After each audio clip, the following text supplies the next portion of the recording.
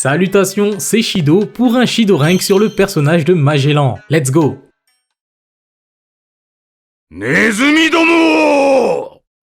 Magellan, ancien directeur de la prison d'Impel Down et actuellement vice-directeur, utilisateur du Doku Doku no Mi, le paramécia du poison. Il est l'antagoniste principal de l'arc Impel Down. Lors de ces événements, il a été confronté à de nombreux personnages et a su marquer les esprits de par ses prestations fort notables. Son rank étant très demandé, je vais procéder de la manière suivante. Je vais d'abord vous faire l'historique du personnage ainsi que vous présenter ses caractéristiques. Ensuite, je vais aborder la controverse autour du cas Magellan avant de vous donner son rank et son potentiel. On y va!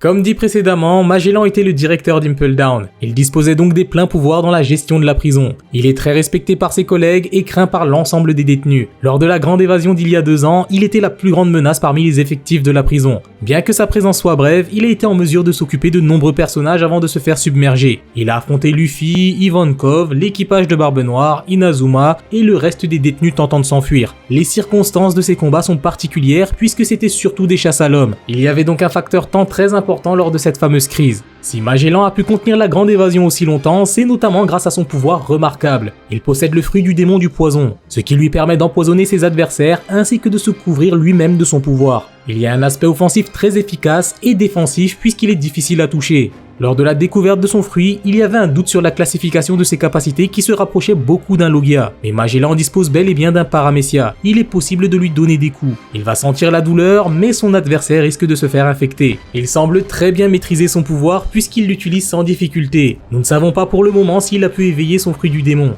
Sa forme la plus dangereuse, le Venom Démon, ressemble plus à un power-up comme le Gear-Second qu'un véritable éveil. Sous cette forme, c'est Magellan qui produit du poison en grande quantité, ce qui a pour effet d'affecter l'environnement. Les éveils des paramécias transforment l'environnement, alors que Magellan ne fait que le recouvrir de son pouvoir. Cependant, cela ne change en rien l'efficacité ainsi que la dangerosité du personnage. Dans un lieu clos, Magellan est un adversaire redoutable. Il est difficile d'échapper à son poison et beaucoup en ont fait les frais lors de cet arc. Concernant les faiblesses de Magellan, elles résident principalement dans le contre-coup de son pouvoir ainsi que sa mobilité. Le Doku Doku no Mi empoisonne aussi son utilisateur. Même si ce n'est pas mortel, ça reste très contraignant. Il n'est actif que 4 heures par jour, ce qui veut dire qu'il n'est pas efficace sur les combats de longue durée. Ensuite, nous avons sa mobilité. Magellan est un personnage très statique. Il ne bouge pas beaucoup puisqu'il est habitué à combattre dans un lieu clos. Le personnage est conscient de ses faiblesses, c'est pour cette raison qu'il privilégie les combats courts dans un lieu clos. Magellan est très efficace pour éteindre les menaces rapidement. En revanche, lorsque son adversaire a conscience de sa dangerosité, il devient beaucoup plus compliqué pour l'ancien directeur de conclure. C'est ce que l'on peut constater lors de ces 2 affrontements contre Luffy. Hormis son fruit du démon, Magellan n'a pas montré de compétences supplémentaires, mais il est important de souligner qu'il dispose de l'un des pouvoirs les plus dangereux théoriquement. Et c'est ce qui va nous amener à la seconde partie, à savoir la controverse autour du personnage. Venom Démon.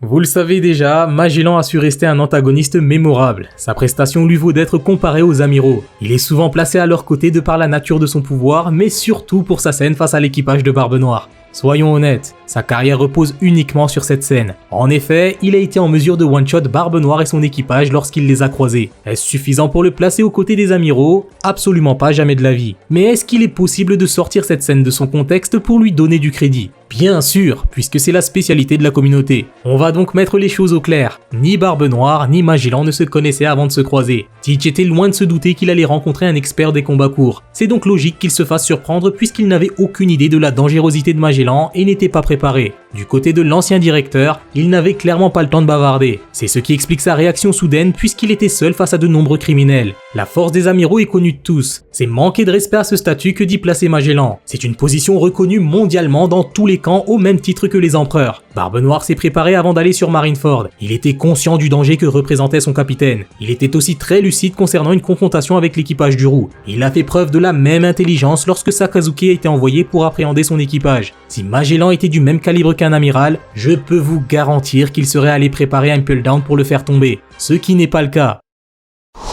Passons donc à son rank. N'étant pas du même calibre que les amiraux, Magellan reste une très grande menace pour beaucoup. Il figurera donc parmi les 4 étoiles. En revanche, pour ceux qui restent persuadés qu'il est du niveau des amiraux, j'accepte de le placer parmi les 4 étoiles plus à une condition.